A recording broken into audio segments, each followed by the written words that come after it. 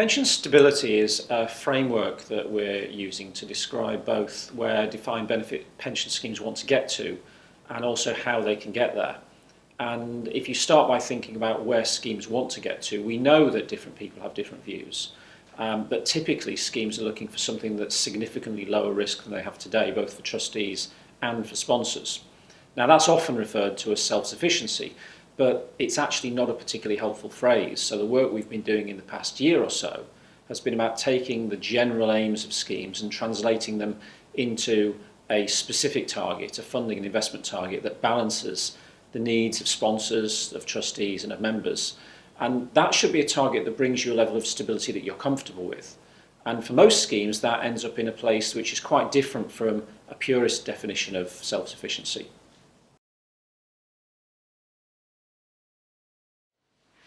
A purist interpretation would be a pension scheme which is well financed and invested in a low risk way, which leaves very little, if any, reliance on the ability of the sponsor to make further contributions.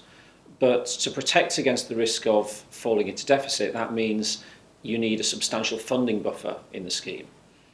This quickly, though, becomes inefficient because by holding an additional buffer in the scheme, it starts to veer into surplus in many future outcomes. And that surplus can be very difficult to recover for sponsors. So the buffer that's needed to cover the downside risk can also make the funding target higher than the cost of buyout itself. And for those reasons, we're finding that a pure self-sufficiency target isn't particularly attractive for sponsors, hence the call for realism and something that balances everybody's needs.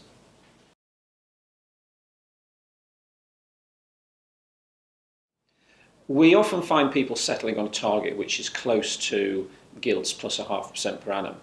And with this sort of target and a modest buffer, you can manage the likelihood of having to ask the company for extra contributions.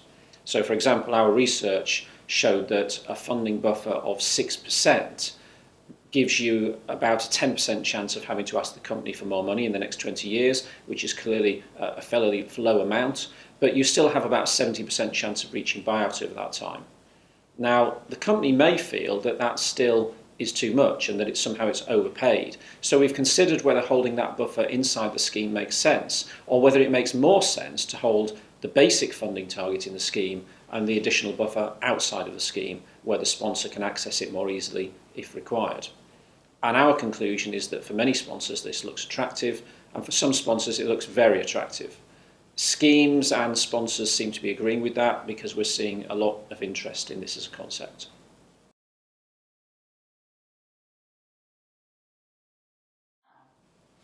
I understand your scepticism, particularly given the way funding levels have moved recently. But actually our modelling shows that it's nearer than you think. Perhaps if you're 85% funded on a gilt plus 0.5% per annum basis and the corporate is paying tax, then this is attractive. And actually if the corporate isn't paying tax, it can be attractive at any funding level. A trapped surplus is money that the company would like to get back from the scheme, but actually isn't needed to fund benefits. And in practice, it's slow, difficult and costly for them to get that money back. It's slow because they have to wait for benefits to be secured first. It's difficult because the trustees might either have rights or options to increase benefits. And it's costly because there's a 35% tax on refunds. So even if you've got the 20% tax relief on the way in, it's still tax inefficient. Well, I completely accept that trustees would prefer cash in the scheme. That's fundamental. But what they can achieve by having a buffer is a total funding level that's higher in aggregate, and that improves member security. There's a number of tools that you can use to implement a buffer. The simplest is some form of escrow, perhaps a charged custody account. That's a legal structure that ring-fences the money sitting within the company and ensures as a custodian to protect the trustees' interests. There'll be a series of predetermined triggers that define when money should be released to the company and when it should be paid to the scheme. When thinking about that money, do think about what it can be invested in. It can actually be invested in a wide range of assets, just like a pension plan. The fact that it can only be invested in cash is a myth. Well, the pensions regulator has actually quite a wide range of views on different contingent assets.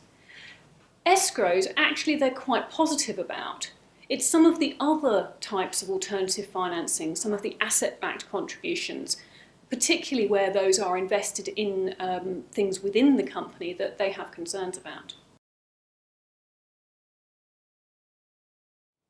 No, I mean, we see trapped surplus as the most likely time when a buffer will be used, but we also think it could be used, for example, if the company wanted the trustees to have a higher risk investment strategy, if you were trying to think about merging two schemes with different funding levels, or if you were in a corporate mergers and acquisitions situation that significantly altered the covenant. You can download the white papers from the AON Hewitt website, speak to your usual consultant, or give Paul or I a call.